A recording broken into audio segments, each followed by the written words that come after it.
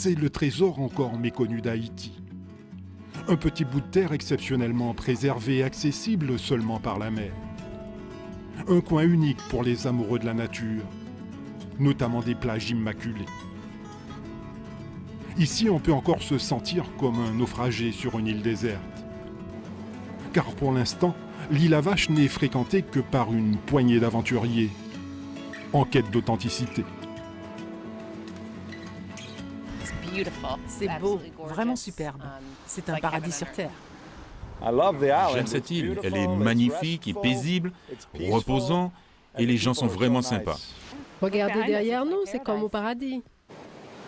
Depuis l'an dernier, ce site est entré dans le top 100 des plus belles plages du monde. 57e selon le classement de la chaîne américaine CNN. Haïti se refait une image touristique, notamment grâce à cet hôtel installé sur la plage.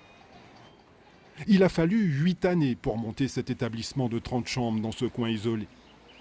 Mais Abakabé s'est fait une réputation. Le président Martelly et son premier ministre, Laurent Lamotte, sont tombés amoureux du lieu et débarquent souvent par hélicoptère, tout comme les clients les plus fortunés. Aujourd'hui, l'objectif, c'est de construire un aéroport sur l'île afin de faciliter l'accès. Car Abakabé est devenu une vitrine pour le pays. Le propriétaire de l'hôtel n'est pas peu fier d'ailleurs de nous montrer ce numéro du plus important magazine touristique dans le monde. Haïti, un paradis qui renaît, a titré en début d'année les versions espagnoles et russes du Condé Nast Traveler. Un dossier illustré de nombreux clichés réalisés sur l'île avec le top modèle tchèque Petra Nemcová, compagne du Premier ministre haïtien. Il y a un potentiel énorme à faire un développement à l'île à Vache. En premier lieu, ça va vraiment changer la perception des gens de l'extérieur qui ont toujours vu Haïti comme un lieu de mendiants, un lieu d'insécurité. Et je pense que ce sera un très bon début pour Haïti de ramener les touristes comme dans le temps.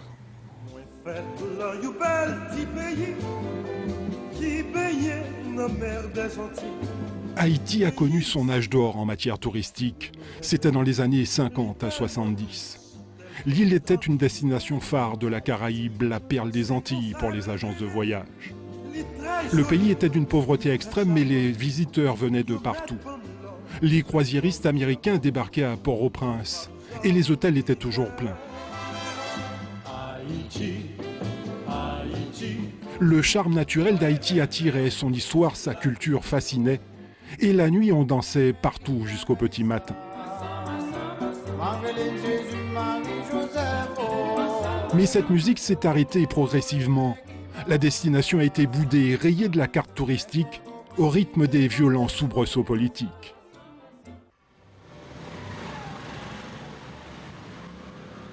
Renouer avec ce passé touristique et redorer le blason du pays. C'est le rêve que caresse la ministre du Tourisme de Michel Martelly. Depuis 2 ans, cette professionnelle du secteur s'efforce de montrer que ce portefeuille n'est pas une coquille vide.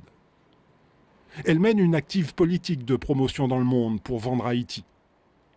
À 32 ans, elle est devenue un ministre incontournable, imposant le tourisme comme un point central de la stratégie gouvernementale.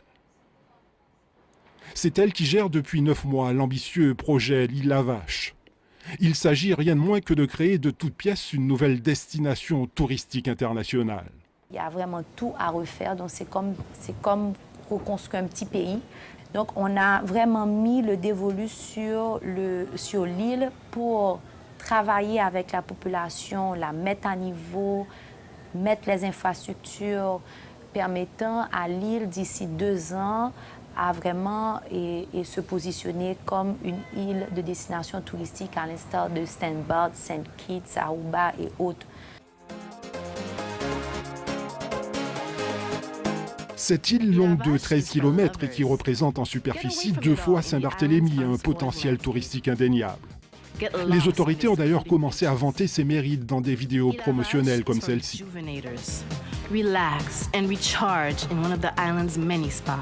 Pour en faire une destination de rêve et de luxe, le gouvernement mise sur son plan d'aménagement touristique. Il prévoit la création de 2000 villas et chambres d'hôtel ainsi qu'une série d'infrastructures routières, portuaires, aéroportuaires ou électriques. Des promesses plutôt belles sur le papier. Dans le programme de développement de l'île, d'abord, c'est de construire une infrastructure aéroportuaire pour permettre que les avions arrivent directement dans cette destination. Donc, elle sera à la pointe est de l'île. Il y a toute une route qui permettra de relier la pointe est à la pointe ouest. C'est là qu'il va y avoir le développement vraiment des hôtels et qui a le plus grand potentiel de plage. Il y a Madame Bernard qui va être la capitale économique de l'île. Dans une destination touristique, il faut toujours rechercher la capitale économique et la capitale touristique. Donc, c'est là qu'il va y avoir le port touristique, le dragage qui a été déjà fait. C'est là qu'on va recevoir la marchandise. Ce qui est intéressant, c'est qu'on a bien équilibré, je peux dire, l'île avec un tiers protégé, un tiers en agriculture et un tiers en développement d'hôtels. Maintenant, le jour où vraiment on peut dire que la Vache va être une destination internationale, c'est le jour où on aura l'aéroport et le jour où on aura vraiment tous les hôtels. Et on s'est fixé un délai de 2 ans.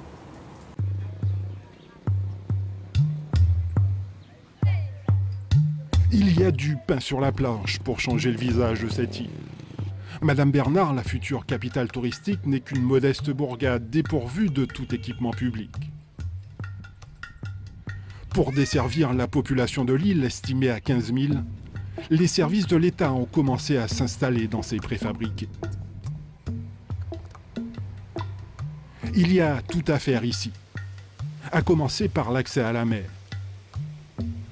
Pas d'installation portuaire, les autorités se sont contentées pour l'instant de désensabler une zone en bord de mer afin de permettre aux éventuelles barges d'accéder au rivage.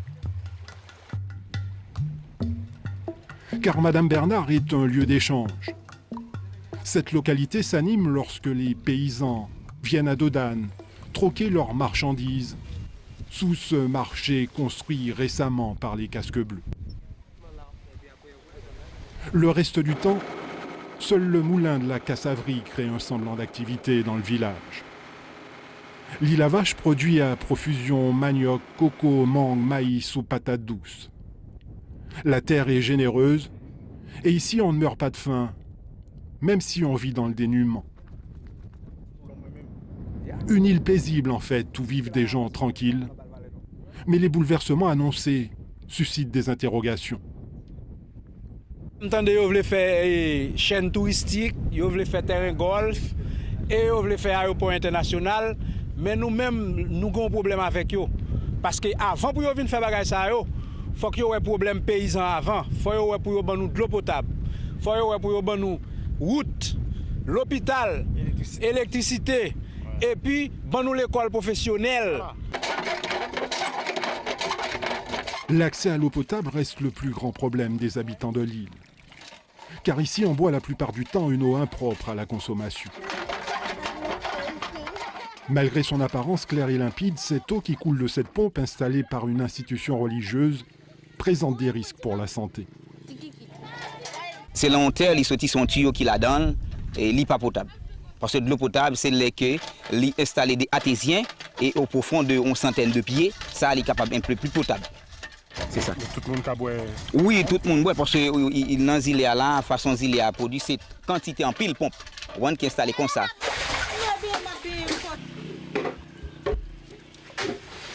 À faire de l'eau, ça est difficile en pile parce qu'on est droit pour joindre, pour faire manger, et puis pour laver, pour boire.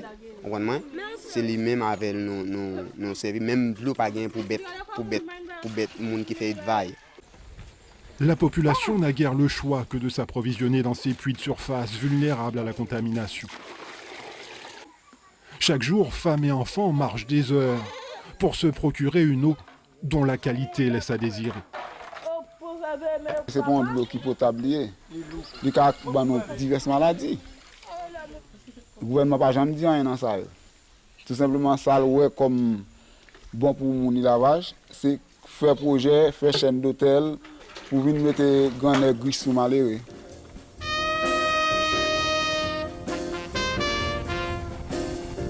Sur cette île sans voiture, nous empruntons à bord de mototaxi l'unique route que le gouvernement vient de construire et qui permet de rejoindre le site du futur aéroport. Sommairement tracée, elle s'apparente plus à une piste, poussiéreuse par temps sec, impraticable lorsqu'il a plu.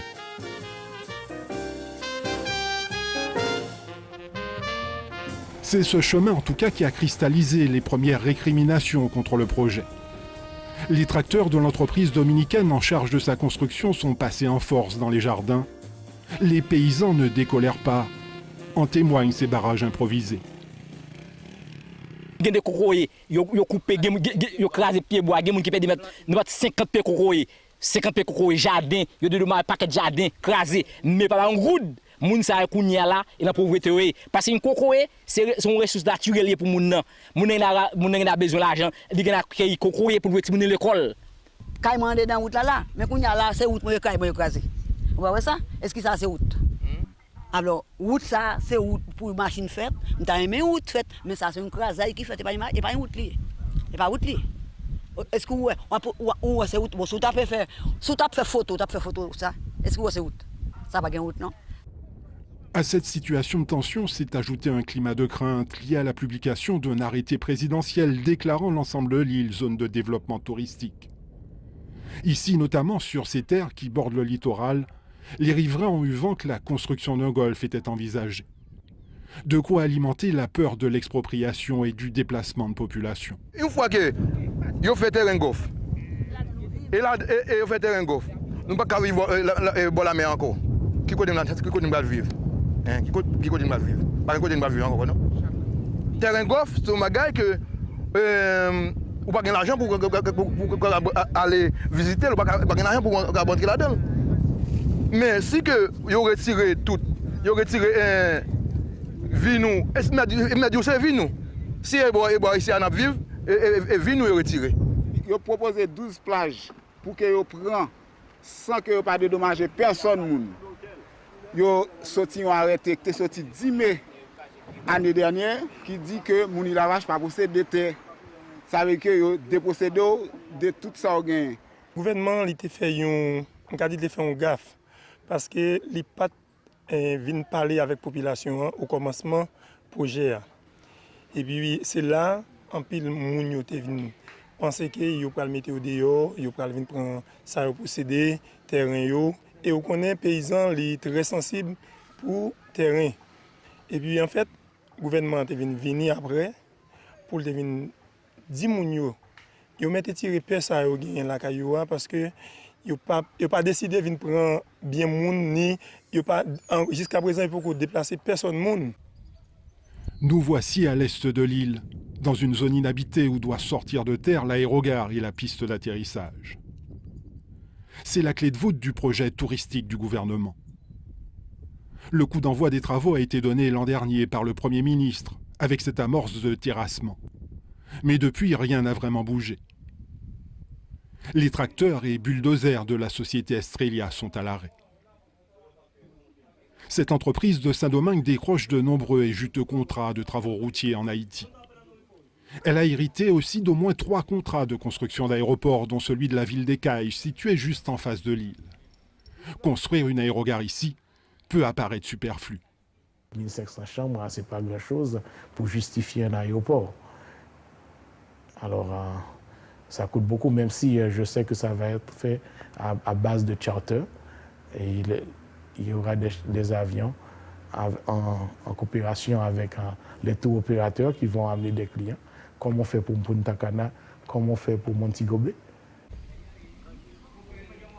Les avions sont encore bien loin de se poser à l'île à Vache. La construction des bureaux et logements destinés à accueillir l'équipe qui va construire l'aéroport peine à avancer. À en croire le chef de chantier, c'est à cause des protestations de la population. Ici, le problème que nous avons, ce sont les habitants qui parfois coupent le chemin pour empêcher la construction. Quelquefois, la police vient et met de l'ordre.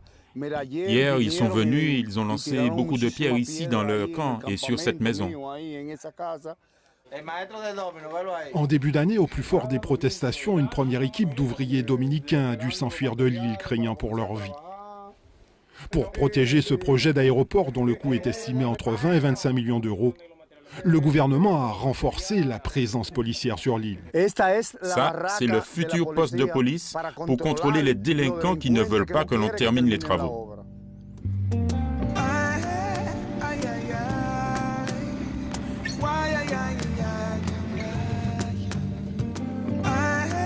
À bord d'un quad tout-terrain, le chef de la police patrouille dans le village de Kaikok, la localité la plus peuplée située à l'ouest de l'île. Son état-major vient lui envoyer une dizaine de policiers supplémentaires, ce qui fait un effectif de 15 agents du jamais vu sur l'île. Les ordres qu'il a reçus sont clairs. Mettre fin à l'agitation et rétablir l'autorité de l'État. Et puis après le lancement projet touristique Île à Vache là, il y a une série de petits groupes qui oscillent ensemble avec la police et au niveau projet, mais ce n'est pas tout le monde qui vit sous l'île qui oscille. Ça veut dire 6 îles, il y a 15 000 personnes qui vivent là-dedans et on garantit à peine si on 10 ou bien on 20 personnes maximum qui ne sont pas d'accord ensemble avec le projet Île à Vache là. Dans ce cas, un petit groupe tout petit comme ça, pas qu'à bloquer le projet, Île à Vache et le gouvernement a fait. Pour tenter de rassurer et séduire, les autorités mettent l'accent sur des projets au bénéfice de la population. Notamment l'urgence numéro 1, l'eau potable. Depuis mars dernier, ces techniciens multiplient les forages afin de faire jaillir le précieux liquide du sous-sol de l'île. Ici, c'est place Baléraz, donc la population est vraiment enchantée de voir l'exécution de ce projet. On fait des tests électriques, on fait aussi des tests géophysiques. Comme ça, on voit qu'il y a l'eau dans le sol et maintenant on est en train de forer. Donc on a placé 8 forages. Il y a un ici, il y a un vers l'est. On a foré, mais l'eau est saumâtre. Ici, on commence à forer depuis hier et on est à 42 mètres. Jusqu'à maintenant, on a de l'eau douce. Donc on va continuer. S'il n'y a pas de l'eau salée, on va arrêter jusqu'à 300 pieds. 300 pieds équivalent à 92 mètres. Nous tous des paix. Mais quand nous venons ça à paix, quand nous là, nous tous commençons à obéir. Des lampadaires solaires ont aussi été installés dans les principales localités, ainsi qu'une cantine populaire à Kaikok pour offrir un repas chaud aux plus démunis. Il y a aussi ce centre communautaire fraîchement inauguré par le Premier ministre et destiné à accueillir de la formation professionnelle et des activités culturelles. Un centre qui doit servir également de médiathèque et cybercafé pour les jeunes, avec sa batterie d'ordinateurs. Mais pour l'Internet, il faudra attendre, faute de connexion réseau. De la poudre aux yeux, estiment certains. Ce sont des gens mal intentionnés qui ont mal informé la population. Ça veut dire qu'il n'y a pas de question, on va expulser les gens de l'Île à Vache et qui que ce soit. Non, le gouvernement n'a pas de ça dans son projet. Le peuple va rester ici, qui va travailler dans les hôtels, qui va travailler qui va aller à la pêche, qui va faire l'agriculture. Mais c'est nous, les gens de l'Île à Vache. Au contraire, le gouvernement veut nous accompagner, veut nous donner des supports et des formations.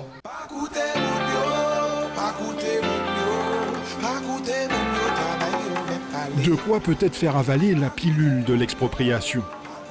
Car il y en aura bel et bien sur le littoral, comme ici, dans cette anse occupée par un village de pêcheurs. Un hameau de 1500 habitants sélectionné comme zone de développement d'hôtels, dans le plan du ministère du Tourisme.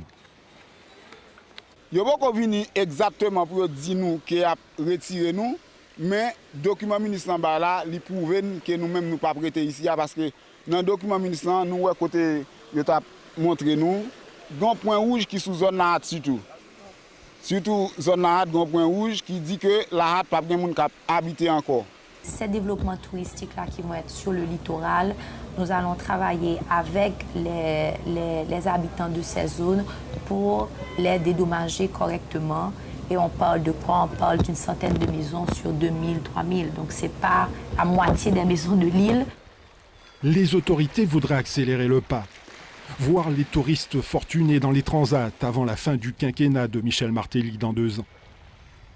Pour vendre sa destination, le ministère du Tourisme ne mise pas que sur la formule soleil et plage, mais aussi sur l'histoire de l'île marquée par la piraterie. Cette baie a notamment servi de repère à l'un des plus célèbres corsaires de l'histoire, le capitaine Henry Morgan. Les combats qu'il a livrés ont envoyé par le fond galions, frégates et navires en tout genre aux alentours de l'île. Ces eaux seraient donc jonchées d'épaves et de trésors réels ou imaginaires, donnant à l'île à Vache un caractère mythique. C'est Morgan qui a fait l'histoire de l'île à Vache et c'est l'île à Vache qui a fait l'histoire de Morgan. Il y a beaucoup de choses ici. Donc, on devrait étudier beaucoup l'histoire des pirates dans les eaux de l'île à Vache. Je crois qu'il y a beaucoup de choses. On a trouvé des épaves à la pointe de la Bakou à peu près 5 mètres l'un de l'autre. Et l'une, c'est un bateau anglais de guerre. L'autre, c'est un bateau de pirates. Combien il y a encore? Je ne sais pas. On cherche, tous les chercheurs de trésors et les archéologues sous-marins cherchent le trésor de Morgan. Ici, non loin des récifs, sur un site balayé par de forts courants sous-marins, cet expert en conservation de l'UNESCO multiplie les plongées avec une équipe d'archéologues italiens. À la demande du ministère du Tourisme, il fait l'inventaire, mesure, cartographie précisément tout ce qu'il a découvert. Des vestiges de naufrage, comme ces boulets de canon datant de près de 400 ans. Jusqu'à ce moment, on a trouvé 3 ancres, 28 canons.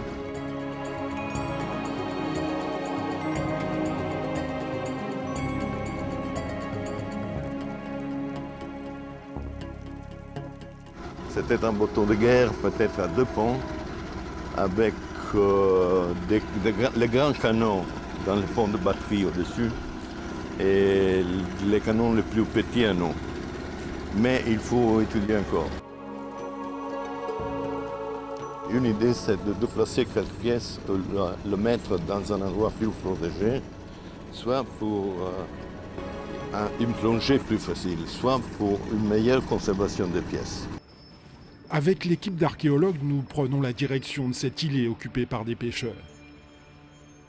C'est le site qui a été envisagé par le ministère du Tourisme pour ramener canons et autres vestiges du passé. Ils reposeront par le fond, sur le récif corallien afin de créer une attraction racontant l'histoire des pirates.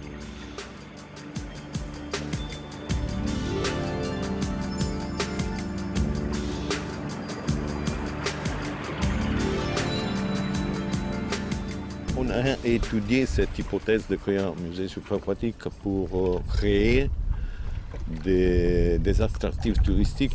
Ici, je crois qu'on pourrait avoir le risque que si l'on va placer des petites pièces ici, peut-être voler très facilement. Parce qu'il n'y a pas de vigilance. Il faut créer tout.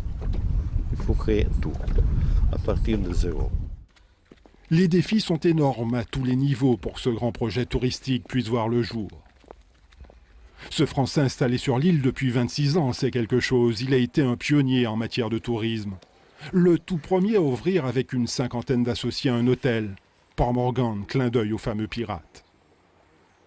Mais cet établissement, équipé même d'une piscine à l'eau de mer, peine encore à être rentable du fait de la logistique coûteuse que nécessite toute structure dans ce coin privé de tout. Il faut avoir les reins solides. Et les potentiels promoteurs que le gouvernement prétend avoir déjà sélectionnés préfèrent garder le silence sur leurs intentions. Il y a beaucoup de monde qui vient voir, beaucoup d'investisseurs qui viennent voir. Il y a toutes les catégories d'individus qui viennent voir à tous les niveaux.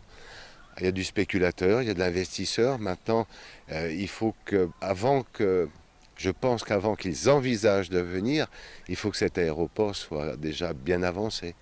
Et c'est à partir de ce moment-là qu'ils viendront. Parce que tant que l'aéroport n'est pas construit, ils ont peut-être peur que ça fasse comme d'habitude en Haïti. Nous sommes en pourparlers avec 2 groupes, même 3 groupes importants qui sont en train de refaire leur plan et des parcelles qu'ils ont choisies. Et à partir de là, nous allons signer les bails avec eux. Ce sont des bails de 50 ans, puisqu'on ne peut pas vendre les terrains de l'île. Même l'État n'a pas le droit de vendre. Donc ça va être des bails de 50 ans. L'île pourrait absorber des investissements publics et privés de l'ordre de 200 millions d'euros. C'est ce qui se dit au ministère du Tourisme, qui promet toute une panoplie d'avantages fiscaux ainsi qu'une main-d'œuvre bon marché aux investisseurs. De quoi bouleverser la tranquillité de cette île. Certains craignent l'arrivée d'entrepreneurs sans foi ni loi, ceux que l'on considère déjà comme les nouveaux pirates et flibustiers de l'île La Vache.